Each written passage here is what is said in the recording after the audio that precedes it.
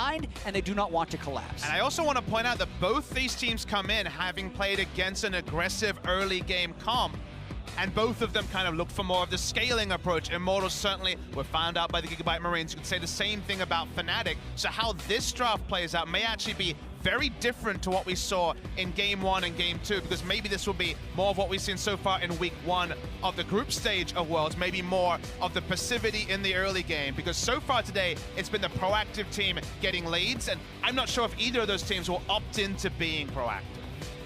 We'll see what happens into this one as we get ourselves through the first beginning of the ban phase. Sejuani and Gragas off the table. Of course, we haven't seen Sejuani out of Smithy yet, but we know a lot of teams prioritize that champion quite a bit. Kalista, no surprise there, and the Syndrome means not as much lane priority for Caps. See what he goes to next up. Yeah, tons of jungle bans at Xmithy as he is the facilitator for this Immortals team, and also no support bans so far this game until that one, but this just creates a Janna versus Lulu trade scenario, and you wonder if Fnatic prioritizes Janna highly enough to first pick it when it's going to be traded. That answer is yes. It means they also give away whatever Immortals want. A lot of times teams are happy to say, yeah, pick one, we'll take the other. We want some other priority pick. Not the case here clearly for Fnatic. And teams were definitely opting into Janna versus Lulu, Janna versus Lulu. Lulu Trist is the combination, like you say, Jat, that's locked in here. But I think what we learned over the first week of Worlds is that unless you're an early game proactive team, I guess Gigabyte Marines and Longzhu, the counterpoint to this point, it felt like Janna got a lot more value in Week 1 of the group stage. It felt like Janna, with her late game team fighting in so many games, going late, provided more, giving the ultimate, applying the uncensored to everyone. So I'm not surprised to see Janna higher. Yeah, and what we've seen a lot of is Janna with Twitch and Lulu with Trist. And I would actually think that that has kind of gone definitely over to the Lulu Trist in the early game, and arguably over to the Twitch in the late game, whether or not it comes back. What I'd like the Fnatic does here is then going for the Xayah does give them a stronger lane than the Twitch that won't just get steamrolled. And then they'll still have Janna peel in the late game, just not quite the same team-wide tread that a Twitch would have. And both these teams actually going for some pretty strong early game junglers. Broxa back on the Rex side here. Of course, Smithy on his second Ezreal game. Last time he played it, he did lose, but that was the battle against Longzhu, so you can't really fault him for it. I want to point out that the Broxa did, in fact, seem to go Cinderhulk Rek'Sai in the previous game. He wanted to be another frontliner. That might have been a team comp situation, or he might always think it's the best choice, because we have seen Warrior on this champion. Exactly. I wonder if he'll go Warrior again, because there's a potential you can snowball the game with that. Papa Smithy, when you talk about proactivity and how Immortals was up against the more aggressive Gigabyte Marines, when you're tracking combined kills per minute, which is the mark of how aggressive or fast a team plays, Immortals was extremely fast during the regular season, the fastest team in the North American LCS, so they like to play fast in the ideal scenario. And I guess that's why it was surprising they opted into what they perceived as the World's meta, the scaling meta, the Twitch Janna of bot lanes as a meta. This game will be different. You see jungle Ezreal, you know that they are going to be playing much more on the front foot. I would imagine Flame would go for the Maokai here, just locks it in as I say it, given that that allows you to combine very well. Could even be a level 2 gank top lane, just like the old Nidalee Maokai days many moons ago. This does give Soaz his choice of options, though.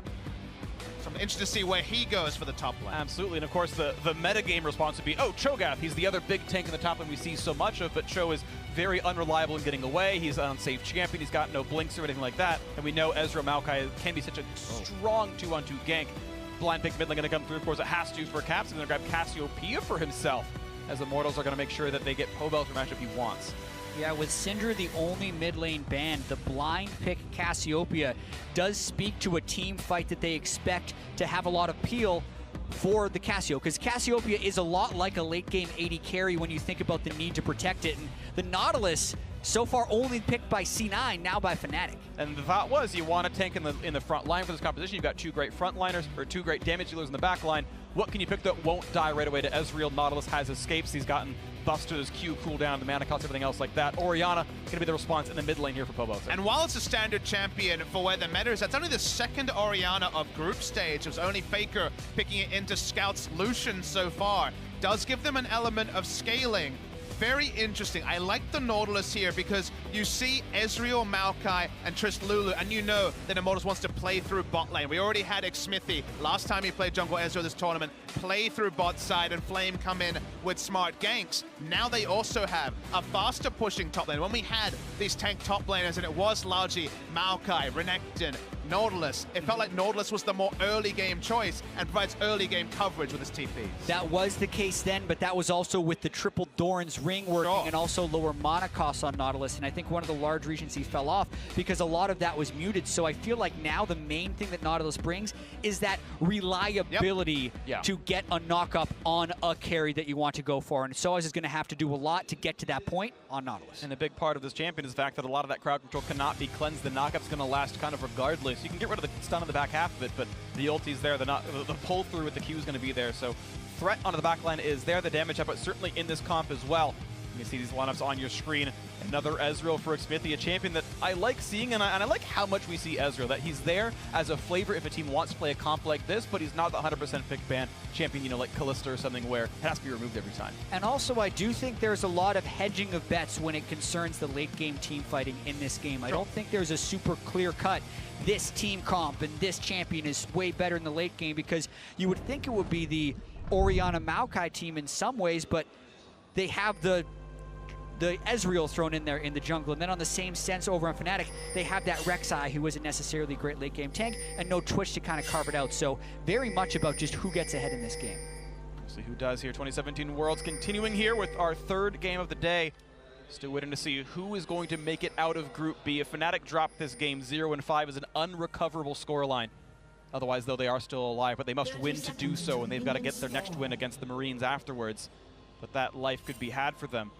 Immortals, after you could consider an upset loss to Gigabyte Marines earlier, now on the back foot, need to find some ways in, whether that's going to be a tiebreak for first, a tiebreak for last, or something else. Wait to be seen. Always like to scrutinize how teams play both with and against Ezreal jungle, given his power as a level 2 ganker. Fnatic in the brush, not spotted yet.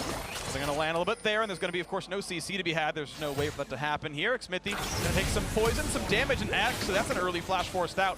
Nautilus here as well. They've got to respect that. A flash Q, and it's going to be the tank coming in for Cody's son, then Rocket jumps away. If that was a pull on Xmithie, that was a dead Ezreal, so the right choice. Yeah, and a lot of things right there, how Cody's son saves his summoner spells, but has to skill W first, which can take away from their early push in a cull lane that they are expecting to win lane with. Same story with Soaz. He did hook, skill up the hook first, so of course he will not have W or E for a bit more wave control. Trades on both sides, but Xmithie losing his flash.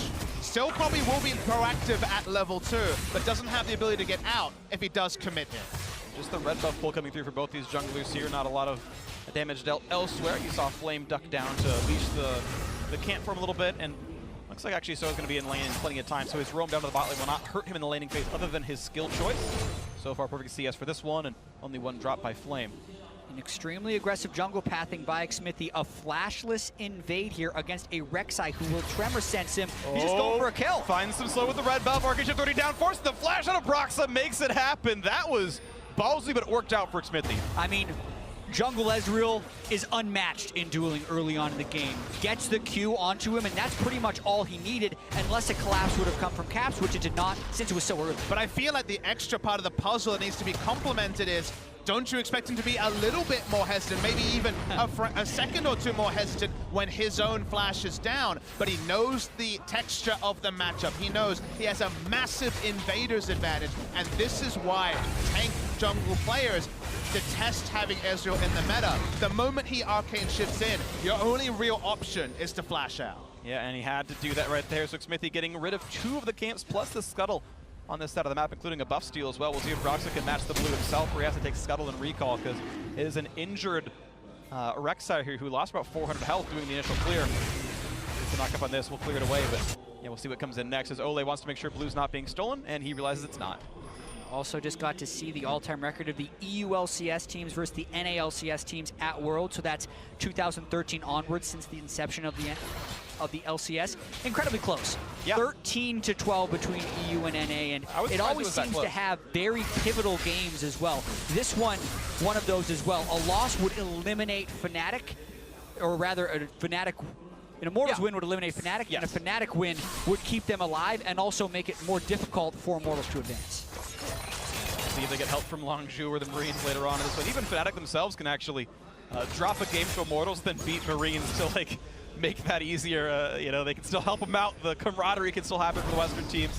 It's so fun, like the battle between the North America and Europe, because half the time we're just battling, saying we want to do better. Then half the time it's like, yay, the West won a game. Like at a certain point, America cheers for Fnatic and like wants them to do well. I do admit, as an Australian, I kind of take a back seat, watch from afar, and just enjoy my Korean games and kind of ignore you guys squabbling. But of course, it does add to the drama, I have to We're say. fighting for table scraps. We all know Korea is the best region League of Legends, but second best is up for grabs every year, and sometimes first best can be up for grabs. I may know it, but I still love hearing it. Of course. I like to pander to you, make you feel good about yourself, and we are to this one right now. Very close laning phases across.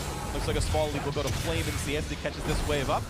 9 CS and Ezreal lies to a little bit, but still props to Broxah for keeping up in XP despite that jungle invade from earlier on. Just takes the bigger camps. Yeah, and he actually does have a camp advantage because he's cleared both Krugs as well as a lot of Raptor camps. So his gold lead is 160 over Xmithy right now. Yeah. Just good early pathing there by Broxah when dealing with the invade even of Xmithy. It's very interesting that Reckless actually backed early. Support did not. Reza stayed in lane, but backed early just to pick up a couple of long swords to find a pushing advantage in bot side. Supports are expected to stay in lane as long as possible to get big parts towards their first item, inevitably the Ardent Sensor. And actually, he kind of snuck her back, but lost some CS for it. It happens, Cap slowed down. Bolter wants in. A nice juke gets away from Xmithy's Q, but he's got to run out of places to go. The flash is available. Here comes Rek'Sai. The knockup's going to be had. Look at a knockdown and a Pobo. Do they have it? Yes, they do. First blood.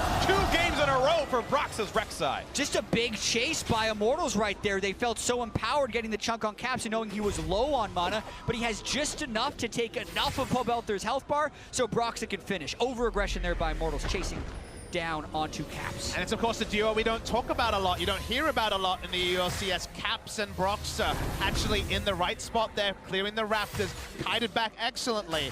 Big stuff there for Fnatic. Getting any advantage against this Ezreal allows Broxah's life especially to be a little bit less of a headache because he doesn't have to respect Xmithy invading with an item advantage. And also just talking about past Worlds experiences. We mentioned Pobelter was 2-1 in 2015 to a bad week 2. It happened 2 years in a row for Xmithy on CLG. So he has a lot of memories of being good in the first week and falling apart on the day in the next week. He burned his flash early. He made a good play to make the invade onto the Rek'Sai, but here, a definite overchase by Immortals. See Xmithy come in, he was hoping that the first initial Q would hit, and maybe they would have enough damage to stop having to face check areas they did not have vision of. Broxah is completely on point with his engage here. Good focus damage onto Pobelter. Also want to draw your guys' attention to Broxah's items. He does have a longsword, so the chance of Warrior certainly a lot higher. I think it is generically the stronger build, but I think you might need a tank on your team to make it work. And of course, with Soaz the Nautilus, Broxah is allowed to go for the squishier Rek'Sai look, and that snowball can continue. Rek'Sai has great attack damage ratio. And it's kind of both a half step both ways. If you see Kha'Zix plays, they sometimes go red smite Warrior just to have that extra dueling against Ezreal. He's gone Tracker's Knife, he knows he needs vision, but the Warrior at least means if there's ever a turn, there's the chance of an outplay. Like he's on the bot side. It's an item lead for Cody Sun by quite a lot. He's got that BF Sword recall and is back in a lane. That was an important thing by the Immortals duo to do very well down here. Farm lead right now is 11. And they'll keep that for at least a little bit here as Caps gets away with some of the control wards. See the next item spikes come in right now, but you should expect the Immortals duo to do very well here in this one. They're going for the cold start, which I would say is about as greedy or aggressive or late game as a Relic Shield would be. You get more gold on the Marksman, of course, a slower Ardent Sensor on the support. Yeah, especially for Tristana when the Trist items are very important, the Infinity Edge and the Static Shiv, rather than hitting the Power Spike at exactly the same time as the Lulu like some of the other builds do. I like the call. And also because Janna has such low all-in potential, the little bit of health from the Relic Shield isn't necessary in most cases. And when we've seen this Trist-Lulu duo matched up, they push so quickly that you often see them getting a lot of turret damage. Looking at this lane with the double longsword that Papa Smithy pointed out earlier from Reckless, they barely touch the turret. What I also factor in when you're deciding your starting item is how you expect the game to play out. You see the Janna, like you mentioned, probably going to be more of a farm lane. Like Janna versus Lulu is usually the indication of that. There's also much higher priority on the enemy junglers to play around the solo lanes, just given how much CC there is in top, and also what we've seen in mid lane. So it's not surprising the junglers haven't been bottom, even more likely to opt into the investment choice of the cull and not be punished. I like this choice by Ole to walk over to the lane. Of course, with lane priority, it allows you to go for this. But he's got the ulti, so we can burst it down right here. The smite should come in time, and yes, that is Infernal Break picked up at 9 minutes for Xmithy. The team was there just in time. Yeah, big Infernal Drake. If this one scales late, Ezreal, Orianna, and Tristana all benefit largely from the increased attack damage and ability power. But there is a deficit that Immortals is playing around. That mid lane is not going well whatsoever for Pobelter, going very well for Caps on that blind pick Cassiopeia. It's a matchup that usually scales into its own a bit later, but Xmithie coming in and actually leading to Pobelter's death has kind of thrown off the timings of when the mid lane trades can go better and better for the Orianna. So like you say, something to consider. Top lane, of course, nothing happening there. Yeah, there's a farm lead though, and that's always interesting, just seeing that Flame right now up about 10 is solid play. He's doing nicely for himself, and of course, what's the more highly prized tank in the matchup? We certainly see a lot more Maokai than Nautilus, so some of that could be champion strength, or at least perceived strength, but solid right now still. This game 800 apart, and Caps looking for the roam top side, and then decides better of it. Yeah, still getting a lot of top side pressure out of Caps having that mid lane priority onto Pobelter. If they can catch where Xmithie is, it allows them to make many more plays. I'm still waiting for when the Nautilus or the Maokai enters the game, because especially with two warrior junglers in this game, whoever the tank chooses to initiate on is in grave danger. So wherever they use it is, whether or not it's successful, has a huge output on this game. Here looking at more pressure to bot lane, nice little route there. You're seeing the results starting to show for the Immortals duo, getting some attacks onto this bot lane outer turret. It's a couple of waves away from dying. The question though is then jungle pressure, if you can push it down with a teammate joining in. So little counterplay available for the side of Fnatic. There's two control wards, one in the lane and also one in the river brush. No teleports coming from there, so they know Soaz can join. Powering it down. The attack speed is in. They got to get away from not getting the explosive charge onto them, and this will be first turret going down. Again, lane priority mattering. And a big surge of 1,000 gold going towards Immortals, putting them 600 gold ahead now of Fnatic. Yeah, that's huge. Cody Sun's call also has been completed due to his 109 CS, so he's going to have a really nice trip back to base, and they're either going to return to that lane to prevent the turret from going down, or they're just going to look to cycle top. And while we focus on Ezreal as a ganking jungler, just because level 2 with red buff, his early game ganks, he's also, just like Graves last time he was in the meta, and I guess you could argue he is, given that Cloud9 has played him at Worlds, he can just enter a lane that's pushed up, auto-attack safely, even has the Essence Fox to buff the attack speed and also help take down structures. So he's also very useful in that way as well. Absolutely agree. We'll see if that can happen some more on this one, or if Fnatic finds their next way to bounce back. A nice little recall stop by Soaz. They need to get into the brush, just landed the Riptide all the same, pushing the wave in. Of course, the Immortals duo is here to make this happen, and look, it's the same three champions yet again. The range squad here, the auto attackers, are going to knock down their next turret. They should be a little bit faster in the play than Reckless. Yeah, Fnatic's not caught up on this play, so it's probably just going to be a potentially full turret advantage for Immortals here. They've also already cleared the Infernal Drake down in the bottom side, so they can take the Rift Herald either now or after if they so choose. This is nice. Immortals committing the teleport to make sure they get it on this wave. Yeah, but Fnatic gonna make it happen. Yeah, still relatively behind on this play. All right, that's turret down at least a little bit first for Fnatic, as Immortals gonna split their pressure up a little bit. Cody's gonna be a little slower, but it'll be okay. Yeah, it's a greedy play by Immortals to go for the Rift Herald right now rather than start the turret, because it sets them behind on the tempo of the turret trade. But with the Rift Herald, they're hoping to take the mid-outer after this play. It just depends on how well Flame can defend under this turret. And that ends up being priority of turret. Ulti coming across, gets the shield. Here comes the burst damage across, trying to juke as much of that as he can. The ulti from Jess is getting the heal, and Flame jumping over the wall, staying alive. And here comes Braxa, wants a bit more. Gets a bit of a heal out for Flame. He's got the teammate around, but the chase is in for Caps. Looks for the stun, but here comes the team. Xmithie's there in the play. The shotgun's gonna land. They're gonna look to talk down Caps. Can they get him? Yes, they can. The autos come through, and now it's Soaz forced to run. He does have flash, so the slow from Littlelance won't be the kill just yet. Ole still in the chase. Xmithie, of course, you saw he got the kill credit on that one. A delayed announcement. His top lane did finally fall to Cody Sun. As far as greedy plays go, that's a huge payoff for Immortals. They get a kill, and they're still going to end up trading the turret in the top side. They're going to get bonus as well, blue buff. It was greedy, actually, by the side of Fnatic also, because they tried to do so many things at the same time. They could have just taken the inner bot lane turret and realized that eventually they'd probably trade the mid with Rift Herald and say, okay, we've got power around the bot side, we can make that work. But they try to get a kill in transition as well. Pobelter was already going to be there with a shield. The chance of actually making the ult flash play from Caps was low. Sure. End result of the play, though, is -1 kill, or I guess +1 kill in favor of Immortals. It is an overall 2-for-2 turret trade. Rip Trail was consumed in the kill of mid lane outer, and so that bot lane first turret that Immortals already gained from the laning phase remains. That kill from the overdive, certainly a nice thing for Immortals, and now we're back into this square. 700 gold apart. Xmithie wanting this red buff away from Broxa. Smite fight gonna be taken by Xmithie. It wasn't even a smite for Broxa, it was free. Very good on the smites, though, regardless, for Xmithie.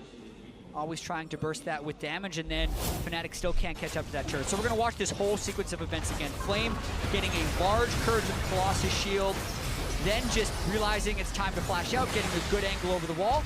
And as you mentioned, a lot of greed coming in from Caps at the end. I mean, you watch the back end of this. Caps does not have to make the flash ult play. Smart from Flame, who honestly played both these phases of the replay perfectly. Stood on the left side of the turret, gave himself an avenue to flash away to. Flashing further to his base wouldn't have worked. And then, well, we don't know where Cassio is. She can only come in from one direction. Looking away there. Very nice from Flame. Sort of stable play we'd expect, given his year. But does Immortals try and contest this Ocean Drake? It is 5 strong for Fnatic, and their bottom lane is very far behind. Nice pick up right there. Drake goes over to Fnatic with this one. Broxley getting the credit on this.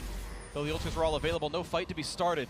Immortals, though, could have a little bit of alone time with the map because there's these recalls forced out from Fnatic, so yeah. Ocean Drake turns into what? This could very well be inner turret in the mid lane. They have such mid lane priority on this. A lot of attack damage on Cody Sun. First explosive charge already popped here in this turret now below half HP and no one else here to defend. So yes, Ocean Drake actually turns into mid lane tier 2 trade because they were pushed down to the bottom side, forced to recall away. These 4 ranged auto attackers, like I was mentioning, can do a lot of work. Normally, Ezreal's W, his ability to scale later, you often don't get much value out of it.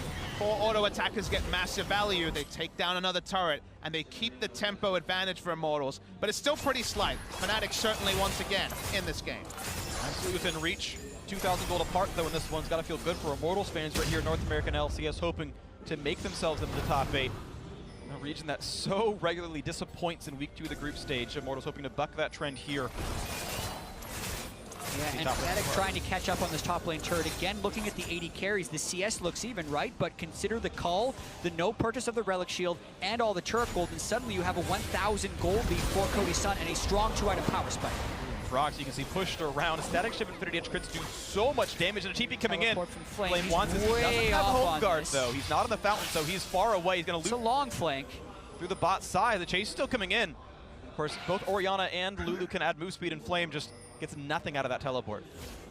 Yeah, they were maybe expecting Fnatic to all in, but a rather ambitious teleport thanks to no home guard boots. And also a bit of a reveal, Fnatic's going to try and loop around potentially. Oh, they can catch him. Turn, and they got him. He's going to land. They've got the CC as well. No way out. Oh, he's going to flash, and okay, there's a way out. The miasma was short by Caps, so he was able to flash away instantly. But you see why they wanted, why they opt into the Nautilus. The pick power of being grounded after being stunned is very relevant. There isn't much escape to that. Immortals need to be so smart about their wave management as well. Speaking of waves. Yeah, they're going to have enough with this one. They're going to knock that one down. Ocean Region helping, and they're going to wave the turret goodbye. But top lane 2-2 under fire. That's going to be a trade quickly picked up as long as the Immortals can walk away, and they can. That's a turret trade that I think Fnatic should be happy with. Breaking the outer mid lane turret is incredibly important in the second tier turret in the top lane, not nearly so. I think that's why Pobelter burned his ultimate trying to clear that wave. He really didn't want to give it away, but essentially that's the extended play from Soaz catching Pobelter with the Nautilus. And we've seen the proactive use of Monsoon to apply Ardent Sensor. You look at Fnatic's comp, remember, it is a warrior, aggressive build on the Rek'Sai. Cassiopeia famously good at claiming Baron. The Baron power here in terms of being able to take it fast is very high on Fnatic. So taking the mid lane turret, getting the ability to put deep vision, Baron focus from Fnatic, I think will be on the menu earlier than you might expect in this game. Absolutely agree. Of course, it's going to spawn in 1 minute and 45 seconds, and that might be the exact time Fnatic shows up in that jungle, in that river, and look for the play. Right now, a trade of resources yet again. The waves going back and forth. We'll wait to see what comes in next. Reckless not yet on his first, or sorry, I should say second major item. Essence Reaver still the only big one he's got in the inventory. You gotta say Cody Sun definitely gonna be a better team fighter at the beginning of this game. Yeah, and he's gotta make sure he's positioned properly, because we talk about the connection of a Nautilus hook into a miasma being an inescapable combo. Yep. If you don't have your rocket jumper flash buffered before that happens. And so much of the early turret gold is in Cody Sun's pocket. Plus, he has had a few moments this tournament and even during the summer split where he's caught out of position more often than other AD carries. So incredibly important that he stays safe for this Immortals game. I mean, put simply, a lot of the gold lead is in Cody Sun's pocket as well. He has massive gold advantage. High DPS build as well, whereas Essence Reaver is very much a building block item. That's why we saw Flame overeager to fight. They want to fight now. They feel super, super powerful. But Fnatic will do smart. Just buy a bit more time. See if the Spiral Spike can still be used. These items have not yet changed hands yet. Reckless very close to that situation right now. I believe he still can't quite afford a static shift, but he's getting closer to that mark. Or any of those other items, they all cost the same. Immortals would maybe want to fight a team fight. So far have yet to get themselves one. Only one kill per squad as we go 20 minutes in. It's been fairly bloodless. Lots of turrets and objectives falling. Here's this Baron. Fnatic can safely make this invasion play. They know that Flame does not have teleport. We talked about looking for vision. We talked about Baron priority. This is the time to get the actual first step, the wards, because they know Flame can't be there for a TP gang. Immortals cannot sleep on Baron control right now. They had a lead on Longzhu, went for a Drake, had Baron taken away from him. The Cassiopeia can take the Baron so quickly, and Immortals is going to have an extremely high priority on keeping vision around this area. Let's look for the next play. One of the things they claimed was the reason for the loss is they played too scared around TP disadvantage in that Longzhu game from the previous week. There's still about 30 seconds of Flame not having it, and Soaz does. And with Flame still aggressively pushing the bot lane, they didn't pull him up to the team. They let him push the wave. They felt comfortable stopping the Baron, and it seems like the over-cautiousness is draining out of the system a little bit. Immortals withstood the TP disadvantage, and it's going to be back up in 5 seconds. Yeah, 27 seconds for the Infernal Drake. You can see the item difference still paying off for Immortals. Extra zeal on top of that Trist. Yep. So that's the moment in these games as well where we've seen certain Trists just absolutely take over. You can get that chain of crits with Lulu that sets up the resets before major armor has been built up by anyone on the opponent team. You can see how aggressive Xmithie is. He's looking for the pokes, constantly trying to get themselves into a fight. To be super aggressive though, there's no exclusive vision on either side. All control wards in the game are actually in the inventories of the player. So no one here has exclusive vision in an area. Yeah, and anytime Immortals doesn't see Fnatic, they also have to worry about Baron. But they have a control ward in that Baron pit, which makes them safe to at least look for Infernal. But they would actually rather fight than risk this objective trade dance. The case. We've got some stealth wards in that river as well, looking closer and closer to each other. So is the front line. Flame ready to get hit as well. Here's the anchor in. This could be the fight onto the battle. Flame going to be the front line. A nice true shot for him. Constructs to the half HP, and now Soaz forced to flash away. Rocked him to chase, but he gets knocked up on the ulti out of Nautilus. Bubbles are getting low, and he airballs the shockwave. This could be the fight that Fnatic really wants for themselves. 5v4 in the map. A top laner low, but he's got TP available. Huge play by Caps over the wall right there, cutting Pobelter off, panicking Pobelter into that whiff shockwave. That's Infernal for Fnatic. Nicely picked up right there. The battle was big, and Fnatic starting to fire back. Only 1,000 gold apart. They've tied up the Infernals, and Immortals actually on the wrong side of this one. Keep in mind, they're on the back side. This is not their side of the map, and Braxton picks up a kill. Now Cody's son. Rock jumping away, but a summon heal used to chase in further. Jessus pops that summoner. Now 3v5. The chase can continue. This could be a complete wipe of Immortals. They're still trying to run away. Xmithie has nowhere to go. He's going to lose his life. This will be three straight kills for Fnatic. That's the smite down for 37 seconds. Fnatic is running straight to Baron. They know Immortals is already cut off on the other side. They might try this one. And it seems like it's the right time as well. They have massive damage, if not the Monsoon, to give everyone the Ardent Sensor. Probably having it on Xayah is enough. Teleport used as well. Should be Baron on the side of Fnatic. Looking to stay alive in this group stage, looking to make it to the top 8, make it to the quarterfinals. This Baron getting burned down, and there is no smite. There is only some damage to the Immortals players. Can they get the shot? They're only going to fill a little bit of damage. Nothing to be done at all. This could be a kill on the Flame now. The team's got to run away. He flashed, but gets pulled right back in. And here's Soaz with the ult. He's going to find the two-person knockup. Cody's son on the wings looking for Caps. Does not get stunned. Looks for some damage. And it will be Immortals able to kind of push the team around, but still a Baron with no death going over to Fnatic. Just like that, they have their gold lead back in this game. Such close fights around the Dragon area, but just hugely outplayed by Fnatic, and some big mistakes by Immortals. Totally whiff Shockwave, running away on the wrong side, not recalling early. I mean, it was both a team fight and then, as you say, decision-making to kite towards the red buff area of Fnatic. There's going to be more target acquisition. You have a Nautilus who can be very easily sped up and look for closest target. That part worked, and they lost the maximum there, Immortals, just fighting around a Drake. Now this is a 1,000 gold lead for Fnatic. They are still wearing the Baron buff for the next 2.5 minutes. They can get a lot of advantages with this. So Caps, of course, had missed the last ult flash. This time, he's waiting. He's waiting for a moment. Doesn't get the stun, but the moment that Pobelta was grounded, his options were small. Yeah, and Cody's son and the rest of Immortals pathing so up towards the top side, trying to kill Soaz, puts them in a really poor position for the actual fight. They knew exactly where Cassiopeia was, and by chasing up top, their tank line abandoned the Cassio and then overstaying by Ole. They thought that if they stood in a control wall, they can make this play, but we've seen before, people predict that there are supports in that brush. We saw a kill from a Syndra onto, I believe, Core JJ last week. So not making the percentage plays Immortals and losing the max. See what they can do on this one. Baron buff on. The fight could continue. Will they find themselves the dive? Not just yet. Cody's able to cut away, but Immortals looking to make Fnatic wait as long as they can between these turret kills, looking to bait out and defend as much of the Baron as possible right now. Fnatic still on the front foot here, 2,500 gold ahead, looking to push that even further.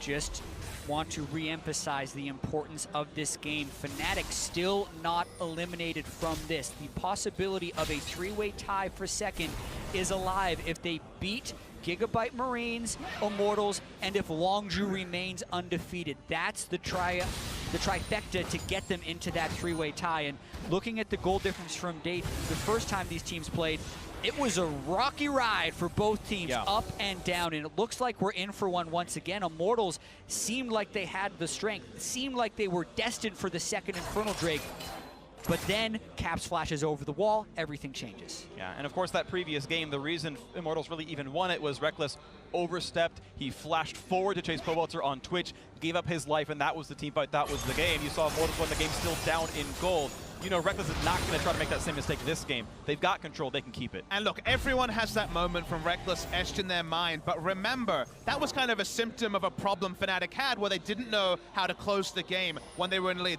We saw Rekkles in stealth, hunting for something, trying to make something happen. So far earlier today, fundamentals are good. Here, Fnatic, let's see how they play the map, because it doesn't have to be just Rekkles finding targets. They can play the map smart. Exactly, and it wasn't just that play that cost them the game. There was a moment where Cho'Gath blast-coned over a wall to a low-health Baron, was unable to secure it, and then Flame picked up a solo kill on the other side of the map. There were situations where Fnatic could have closed out the game, and here, I feel like there were even situations where Immortals was in position to close out the game. When Cody's son was at Infinity at Static Shift Zeal, to Rekkles not even having the second Zeal item until that fight at Drake, where now Fnatic has a smidgen of control. It's just 3,000 gold. And then you look at the side of Immortals, how to get back into this game. They need to find a way to make team fights more predictable for Pobelta. He's the one that's had to deal with Caps splashing after him, with Nautilus on his case. They need to find a way to cement something they can defend. Maybe it's a shallow control ward line, but a control ward line so that Orianna can be the facility, can actually choose the ball position rather than being forced into ult. And I think a lot of it is about avoiding flanks. I think the frontline to frontline team fight, when one team has a last whisper and the other doesn't, as is the case right here, Immortals can win that fight with the attack speed of the Ezreal, as long as they're not over-chasing Soaz sideways to expose themselves to a Rek'Sai or Cassiopeia play. We'll see what comes into this one. Third Infernal Drake of the game spawning in 30 seconds, and Fnatic have complete control of this side of the map. The Baron buff has timed out, the map is reset, and result is a 3,000 gold lead, and we'll see if Fnatic can keep this one moving forward. 3K at this stage of the game, pretty small, not a gigantic one, certainly something that can be battled back against. A lot of that money, of course, is going to be on Jess's, specifically the individual monetary difference, 1,400, so half that lead is just supports. You can see redemption being done on the one side, not the case here for Ole. Caps trying to zone out the squad. Infernal Drake spawns now, and Fnatic have the ward control. You wonder, is Immortals just going to force this fight? Caps in that flank position He again. gets the catch out of the one, a lot of damage on Xfinity, forced to flash away, but now the Soaz and Caps actually zoned out as well. Xfinity is so low, though, that looks like Immortals can't do much more else, but Soaz wants in. He's got the front line. He's going to get the back line access onto Pobelta, but the knockup is there. Ezreal already shifting backwards even more. And the shock is going to land in a Caps, so they're followed through. Not quite just yet. The rocket jump forward. The damage isn't going to be there. Yes, redemption not going to reset in time. So 5v4 and no mid laner. The chase is in. A nice route from Rekkles. The blade color helping a bit. but a kill for an Inferno Drake, I would take Fnatic's trade. Getting more there is actually very difficult for Immortals. It does stall the momentum coming through from Fnatic. Very nice turn. This time, they were kiting back as a unit. Caps was out of position because, of course, he was goalkeeping the attempt to steal away the Infernal. They got that, but when Caps rejoined, Immortals saw their chance. Yeah, and also, we say it is an Infernal Drake for kill trade, but no trade was necessary. They actually win the engagement here as Caps gets the aggression of the Immortals team to chase him off. They can back away. He's just in his base, but it's Fnatic who says Xmithia is low. It's go time. Soaz can get onto Pobelter, and Fnatic try to force the fight. And it's these sort of situations that I watch and I wonder, why did we have to fight? The objective was down. Forcing a fight there, over-forcing is what allowed IMT to finally play front to back, to finally play the team fight that had been denied previously. If there's a Baron to fight over, sure. But in this case, it felt like they were looking for bonus objectives and just some free kills. So I don't like the idea of going for the fight. Caps failed to flash a shockwave, a one-man shockwave. He sees the ball come out, and he doesn't notice it. He's just so caught up with the fight. It's an individual misplay that betrays what is otherwise a good call, so I can't hate Fnatic as a team for doing this. Exactly, and we've seen a lot of right idea, bad execution in moments for both Fnatic as well as Immortals today, and the pressure is huge. This is the highest pressure game you're going to play. Immortals is in a situation where they just opened the day losing to the Gigabyte Marines and still have to play Longzhu. They do not want to have an 0-3 day. They have to perform here. Here comes the backline axe, the stun onto Ole, tags the mid laner as well, but they re-engage is not to be had just yet. They've got Soaz been isolated. Look at the damage they've got. Nautilus is going to fall, and Flame stays alive. Now Cody's under the chase. He wants Reckless. Reckless has flash. He has the ulti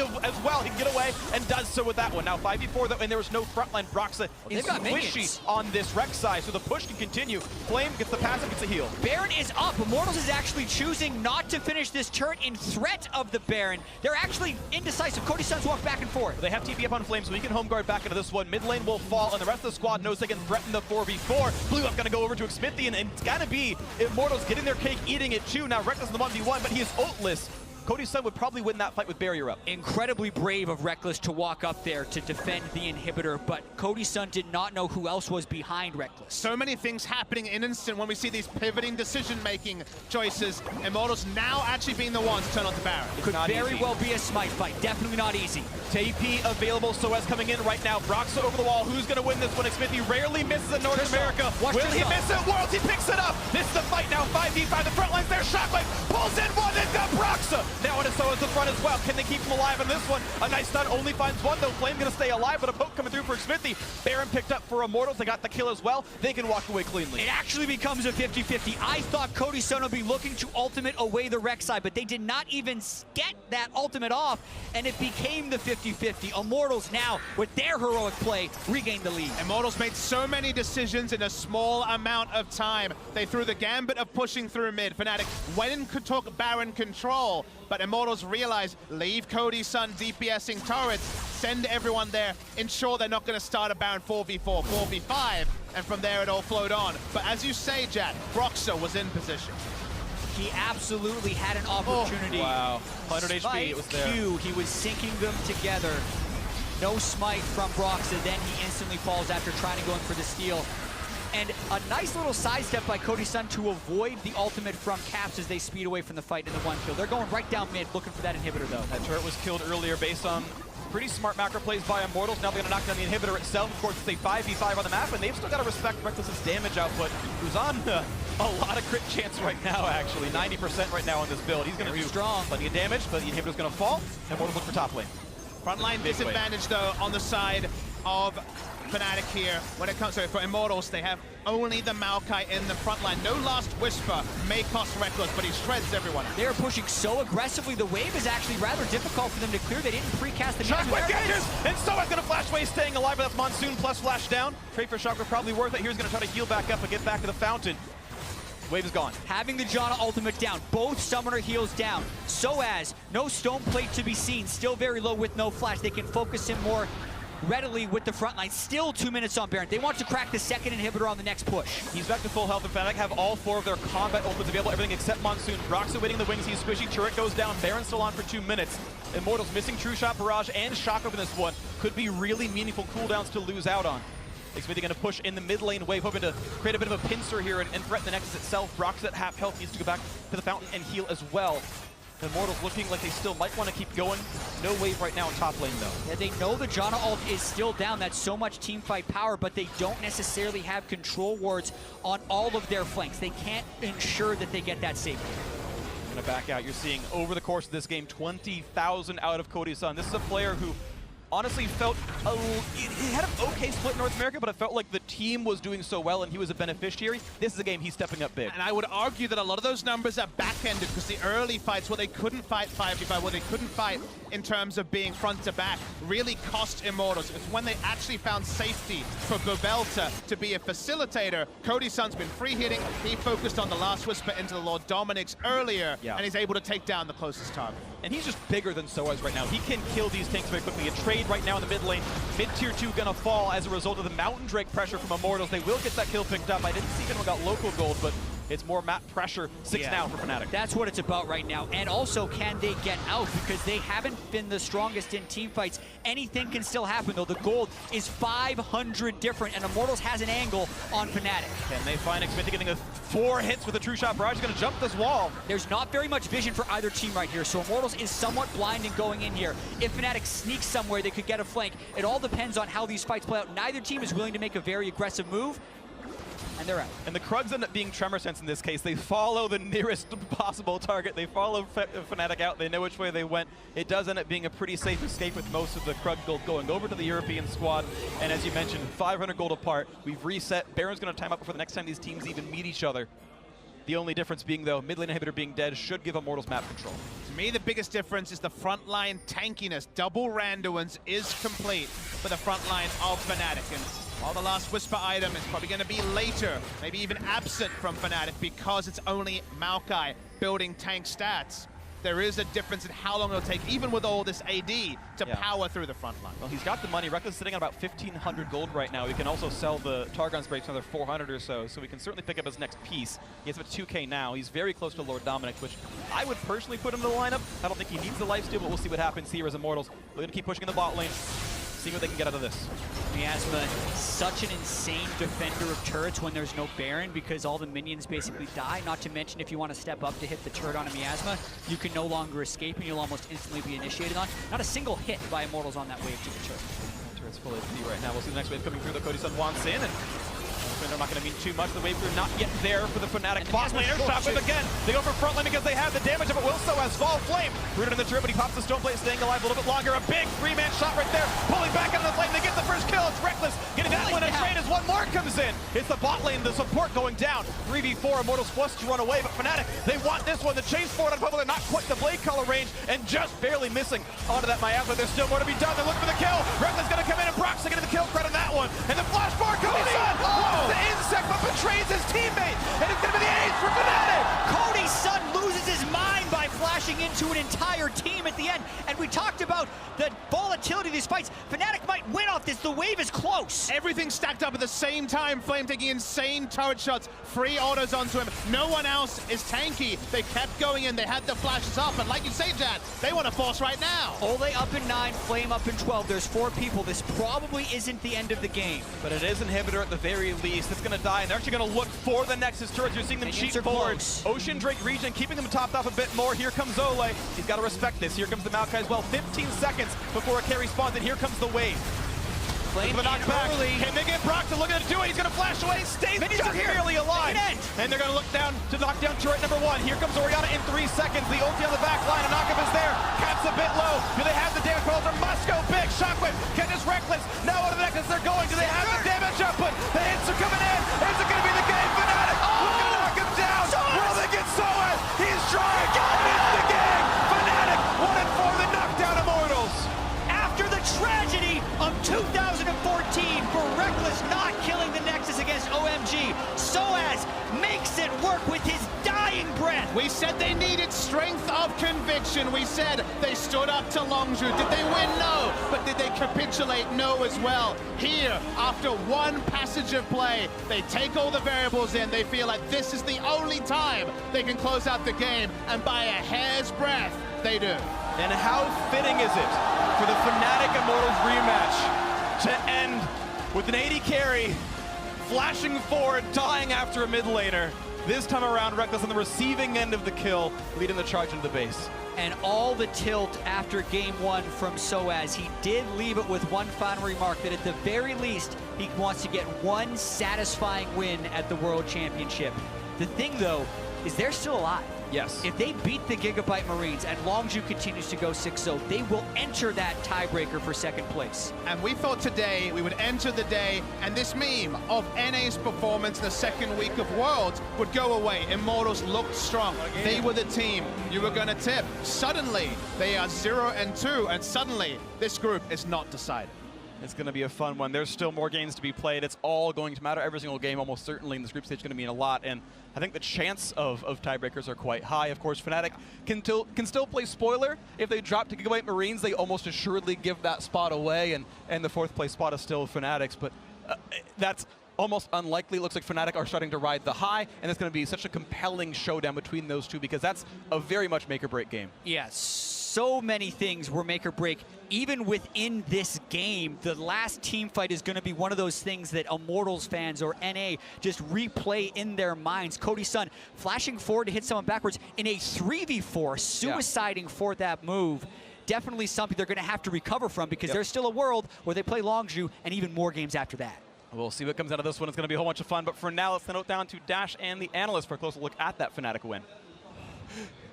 Thank you very much, Freak. Smiles on all the faces of the Fnatic players as they fought tooth and nail. And on this guy's face over here. They fought tooth and nail to keep their knockout stage hopes alive. They've done it, and as Freak mentioned, it's only fitting to have the rematch end in a similar way than the first one went. An 80 carry making a big blunder, flashing in, and he gets bitten for it. The whole thing was a bit Everything about that last series of play was a blunder. That game looked like everyone was trying to lose. Woo! All right, well, strong words. Start helping me put some context to this criticism. I mean, just talking about the last fight in general, which is fresh in everyone's mind. I mean, Immortals just has to spoil play this. They're fighting against an 80 carry who has no Last Whisper, right? This is, okay, much earlier in the game, but Reckless never purchased a Lord Dominix. He never purchased Last Whisper of any kind. They have a stronger front line. They have, the Rek'Sai, who is not really able to join fights very well because he went for this more offensive build compared to, Smithy on the Ezreal, who's going to be able to poke in. And instead of just slow playing it, taking down the turrets with the Baron, they decide to dive a tank and it's baffling, and we'll get to that. I want to kind of work our way to it again because this wasn't the story of a game where one team had total control the whole time. It very much met a lot of the expectations set by the first game, back and forth, trading them objectives. I want to take a look at a replay here from Fnatic. 22 minutes around the Baron. Caps coming up with around the Dragon. We're going back to the Dragon one. So the tornado here from Jessis is a cool one with Caps. So watch what Caps does. He flashes his Pro Belcher, doesn't stun, but he does get to combo him on top of the miasma, and sure, they get a couple of kills, and this looks great for Fnatic, right? But look at what Immortals does. Why are they lingering here? What are they doing? I mean, I think I also just want to talk about before the fight even starts, it's a really lazy setup by Immortals. There's 0 wards on the top side to actually even see if Caps is doing anything. Like, when a Cassiopeia gets to flank around and jump your backline, someone needs to CC him, you got to spot him on a ward, like anything. You cannot let him kill your Orianna. I mean, when you have this powerful front-to-back combo with the Maokai, if they have that warded out, Maokai W's Caps when he comes over, Caps gets Shockwave, he dies, right? So there's certainly a lot of things that went wrong there, but even with that mess-up where Pobelter gets picked, there's no reason to not just base after that.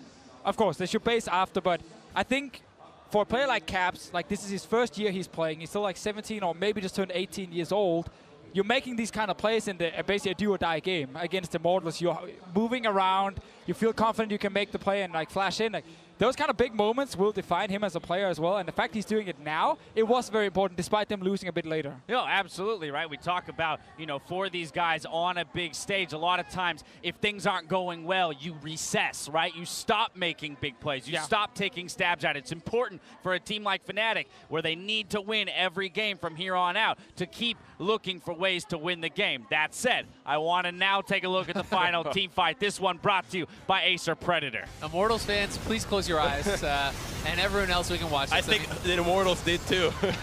Like, the worst part here is Immortals will win team fights as long as Flame is just sitting in the front taking damage and his own backline with a Fed Tristana and Ezreal jungle and the Orianna can just kill this AD, Warrior, Rek'Sai, or this Nautilus who's much weaker in the late game. Oh no. But then when Flame walks into tower, he messes up everything, and then the rest of the team decides to join him in messing up everything. I don't even know what that is. I have no clue what he tried to do. It's an insect. Yeah, I mean, who are you insecting him into, right? Even if Cody-san, I mean, he's alone. It's kind of funny a little bit, but if Cody-san gets back to base, then Fnatic cannot end the game, right? If Fnatic make a ballsy call to go for the end and just barely they're able to pull it off, like that was really close, because that's one of those games, if Fnatic does not end the game there, Immortals walks down mid lane and they end the game. But again, it's the exact same situation as last week, where it's Reckless making their mistake and all of Immortals are screaming, yes, we did it. Like, we just won here based on a big mistake. I cannot stress this enough. Immortals team fight is so simple to play, because you have a huge tank in the front the enemy team have to kill. Because Cassiopeia and Xayah do not have backline threat. They can't kill the backline carries. Orianna with the ball can always hit the carries. Tristana right there with good position, long range, have enough time to also play safe. And when Flame walks into that tower, he actually messes up everything for his team at the start. Had all the tools, didn't execute, but that face there from Reckless, that's the face of a man who does not want to go home just yet. Very happy to pick up the victory. And then I also want to talk about the mistake by Cody-san, because we're just giving credit to Caps for making big plays as a rookie on the world stage. Cody-san, a rookie on the world stage, just probably committed his biggest blunder of the entire tournament, has endangered Immortals' chance to get out of the knockout stage. So again, when we talk about rebounding, Cody's got some work to do here, looking towards their game later today. It's not just rebounding, like the official was mentioning for Caps. That play from Cody-san is going to define his career for a long time. He's going to have to make up for that big time, because messing up like that, you're basically in already. And the group just keeps getting more and more interesting. Fnatic took a crucial victory to keep their hopes of quarterfinals alive. For more, let's hear from their AD carry. Thanks very much, guys. I'm here with Reckless after another very intense game. It was absolutely do or die, and it came down to the wire with a clutch moment. Can you tell me kind of the story of that game and how you guys managed to do it in the end? So I think this game was really similar to the one last week when we were playing Immortals. I think it was like a very back and forth battle between us. Like especially in the mid game, I felt like both teams were kind of doing the same thing. No one was really getting anything. We're just trading like Dragon for Baron control or Baron. You know, it was just like really back and forth. So I felt like it really just came down to these last-minute decisions, and I felt like when we were going for the Nexus, for example, we were really just going all in for it. Like everyone was committing to the play, and I think that's what like made the difference in the end. Obviously, it was really close, and it could have gone either way. But I feel like when everyone commits to the same play, even if it's not like the greatest one, it usually works out the way it did.